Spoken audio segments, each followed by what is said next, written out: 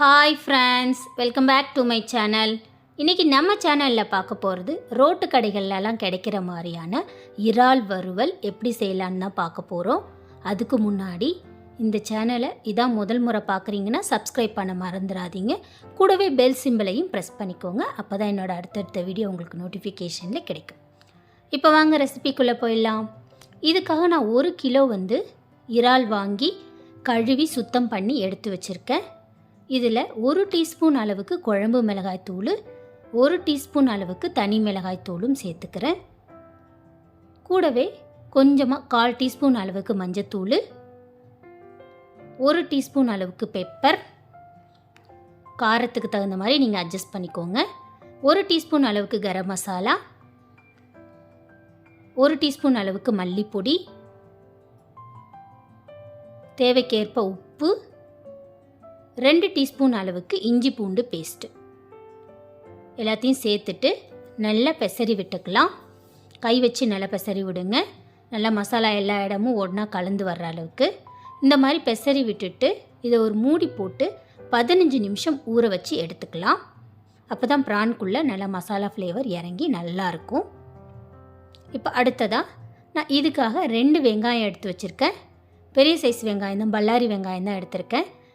Maximum road கடைகள்லாம் ஃப்ரைக்கு எதுக்காக இருந்தாலும் உபயோகப்படுத்துறது பெரிய வெங்காயம் தான் உபயோகப்படுத்துவாங்க. ஏன்னா உங்களுக்கு சின்ன வெங்காயம் கட்டுப்படி ஆகாது. உங்களுக்கு சின்ன வெங்காயம் பிடிக்கும் அப்படின்னா நீங்கள் பெரிய வெங்காயத்துக்கு பதிலாக சின்ன வெங்காயம் கூட எடுத்துக்கலாம். 1 கப் அளவுக்கு நல்லா பொடிசாக கட் பண்ணி எடுத்துக்கோங்க. ரெண்டுமே டேஸ்ட்டு நல்லாயிருக்கும். மேக்ஸிமம் பெரிய வெங்காயம் ட்ரை பண்ணுங்கள். அப்போ தான் அந்த ரோட்டு கடையோட டேஸ்ட்டு அப்படியே கிடைக்கும் உங்களுக்கு. நான் இப்போ 2 பல்லாரி வெங்காயத்தை நல்லா பொடிசாக கட் பண்ணி எடுத்து வச்சுக்கிறேன். இந்த மாதிரி அடுத்தது 2 பச்சை மிளகாய் எடுத்திருக்கேன். சும்மா அது டெக்கரேஷன் ப்ளஸ் வாசனைக்காக தான். ஏற்கனவே நான் மிளகாத்தூள் மிளகு பொடியெலாம் சேர்த்துட்டேன் காரத்துக்காக. இதையும் கீறிட்டு எடுத்து வச்சுக்கிறேன். இப்போ அடுத்து ஒரு கடாய் வச்சுக்கலாம். கடாயில் கொஞ்சமாக எண்ணெய் சேர்த்துக்கிறேன், ஒரு 2 டீஸ்பூன் அளவுக்கு.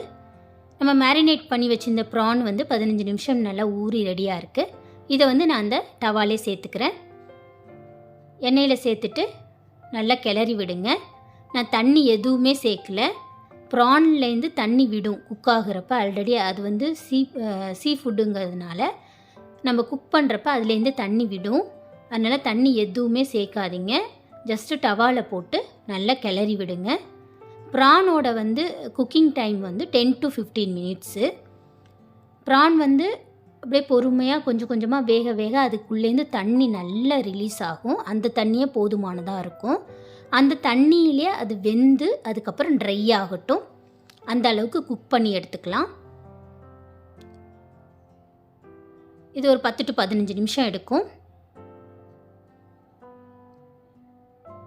இப்போ பாருங்கள், நல்லா தண்ணி விட்டுடுச்சு. ப்ரான் நல்லா சுருண்டு வந்துடுச்சு பாருங்கள், சர்க்கிளாக. அந்த கலரும் சேஞ்ச் ஆகிருக்கு பாருங்கள். இப்போ ப்ரான் ஹாஃப் குக்கு ஆயிடுச்சு. நம்ம இந்த தண்ணியும் ஃபுல்லாக வற்றிட்டோம். அந்த அளவுக்கு வேக விட்டுடலாம். மூடி எதுவும் போடாதீங்க. அப்போ தான் தண்ணி நல்லா வற்றி ட்ரையாக ஆகும். நமக்கு ட்ரையாக தான் வேணும்.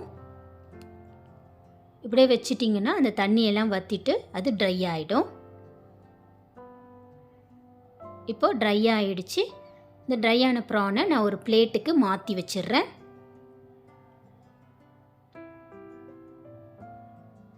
இப்போ அதே டவாவில் கொஞ்சமாக எண்ணெய் சேர்த்துக்கிறேன். நல்லா தாராளமாகவே சேர்த்துக்கோங்க. ஒரு 4 டீஸ்பூன் அளவுக்கு எண்ணெய் சேர்த்துட்டு அதில் ஒரு 10 முந்திரி பருப்பை கட் பண்ணி சேர்த்துக்கிறேன். இது ஆப்ஷனல் தான். ஆக்சுவலாக ரோட்டு கடைகளில் முந்திரி பருப்புலாம் சேர்க்க மாட்டாங்க. நான் சும்மா டேஸ்ட்டுக்காக சேர்த்துருக்கேன். விருப்பம் இருந்தால் சேர்த்துக்கோங்க நீங்களும். கூடவே 2 பச்சை மிளகாய் கீறிட்டு சேர்த்துருக்கேன்.